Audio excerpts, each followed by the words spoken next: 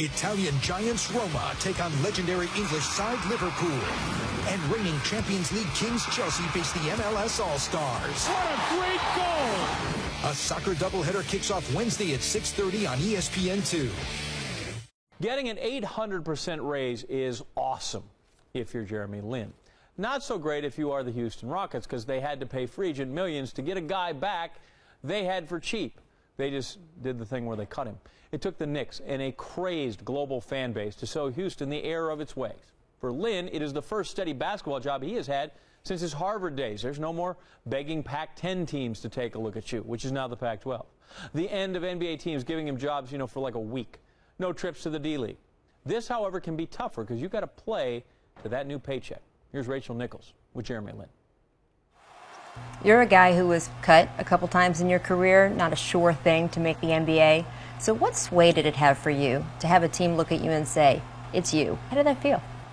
Well, I'm just excited that I can have a little more job security and at the same time to be able to know that I'm going to be able to play every single night. And I've been on the other side of things where, I've kind of had to wonder whether I was going to get in the game and kind of be on the edge of my seat. And for me to have a little more security, it's definitely a nice feeling. So let's go back to the beginning of the summer. What was your preference about what team you wanted to play for? Before free agency started, I didn't think there was any chance I was going to any other team. All I wanted to do was go back to New York and play in front of those fans who embraced us this past season. And at that time, all I was hearing was, you're going to be a Knick, you're going to be a Knick. So free agency starts.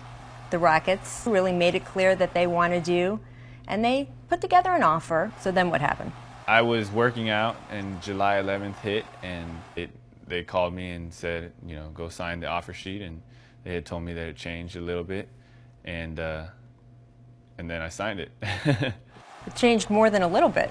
You graduated from Harvard, so I assume you can do the math. If you had intended to go back to New York, why did you decide that you wanted to sign a contract like that? It was pretty simple. I only had one contract to sign.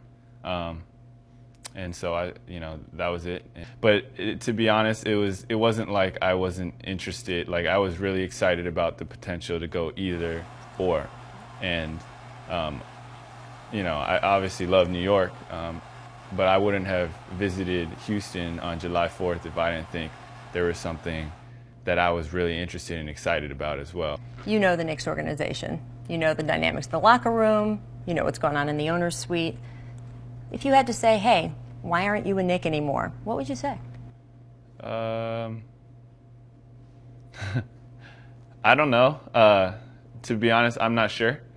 I know there's a lot of speculation and a lot of uncertainty in terms of what happened, but to be honest, I actually don't know a lot of stuff that was going. When I saw that they were talking to Raymond Felton, and at that time I was like, oh, okay, so they're probably bringing another point guard, and that probably means they won't match.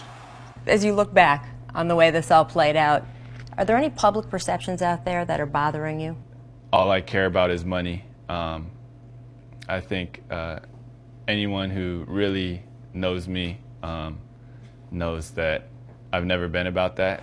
There were a lot of opportunities where I could have capitalized and perhaps made more money, but I wanted to, focus on basketball. You wrote a very gracious note on your Facebook page, thanking the Knicks, thanking the fans.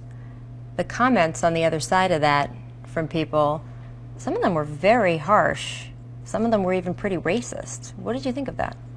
I was shocked, but I'm still thankful. I'm still thankful for all the fans in New York and the way they embraced us last year. And it's not just message boards, too. You had Forbes magazine. There was an article where they called you the dumbest Harvard grad ever.